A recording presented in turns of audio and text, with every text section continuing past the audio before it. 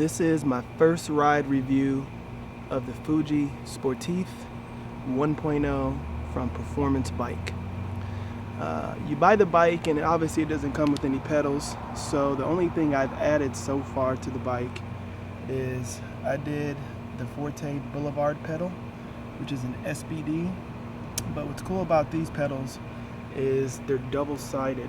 So if you want to ride with regular shoes, you have one side it's flat, so you can ride with regular shoes on, and then you can go ahead and clip in on the other. I went with a pair of the LG shoes that were on sale. Let's see if I can see the model number. Here you go. So you can see that. Have the model number there. And it's cool, they have a little strap-in piece right here that goes down in there. So you can tighten them up. Those were on sale for $89. The bike itself, let's get back to that, was regularly $1,600, marked down to $1,000. And I have to say, I've been riding for about 3 or 4 years now. Started off with a cheap Giordano Libero bike off of Amazon. This bike is astronomically better. The reason I picked this bike is two main reasons. This comes with Shimano 105s versus the Tiagras, and it's just a much better, and it looks better group set. If you come on this side, you could see how the crank and everything looks in the derailleur. It just looks much more expensive, and you're only going to spend about $100 or $200 more and have everything already installed. I did a 20-mile ride this morning. It shifted extremely smooth.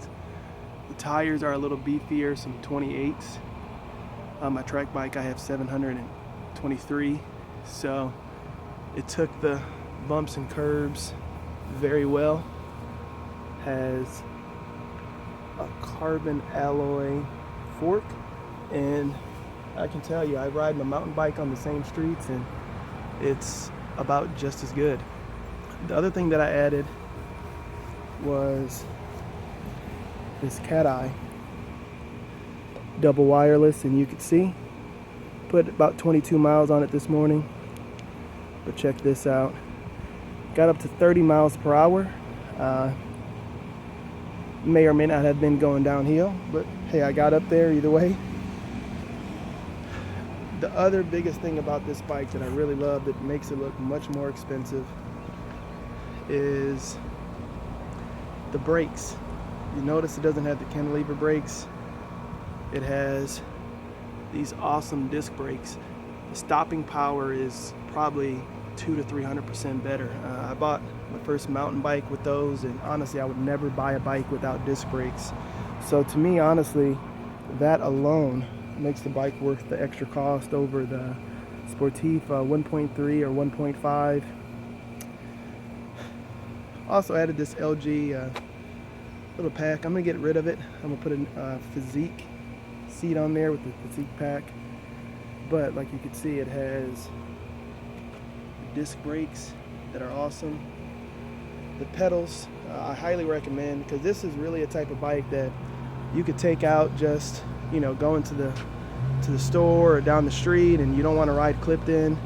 I rode clipless today and it performed beautifully. It felt great. The bike's super light.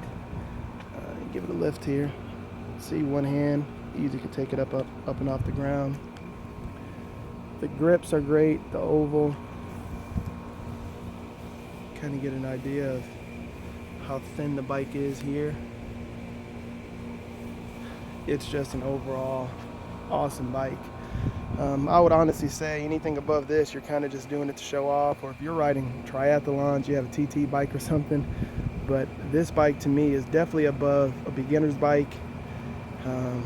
It's not a $10,000 BMC, but to me this is probably the best bike available on the market right now, under $1,000 total. If you're in the military like I was, Performance Bike has a 10% military discount that really makes this a no-brainer.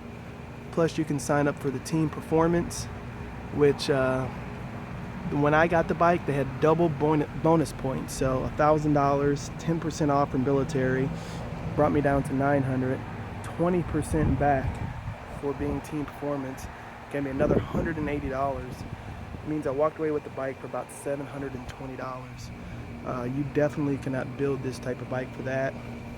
Plus I went ahead for the team performance maintenance package, so I could take it back, you know, once a year or so to have it all cleaned up. Also, this is just a little removable phone clip right there, so I can take the phone on and off between different bikes. I'll shut up and just kind of do a quick once over on the bike here so you can see.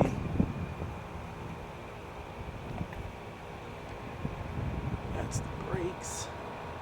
Looks great.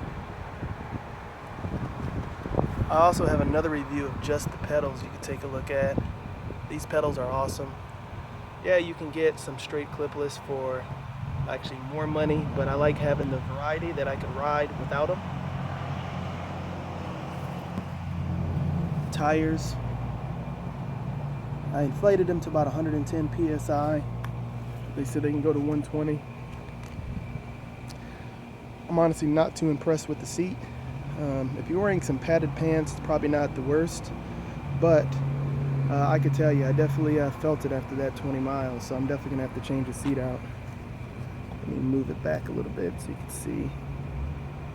Come to the other side.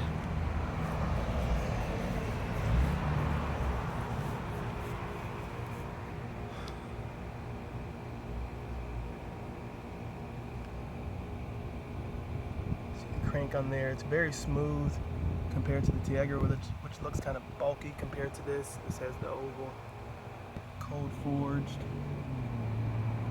105. Just a beautiful bike.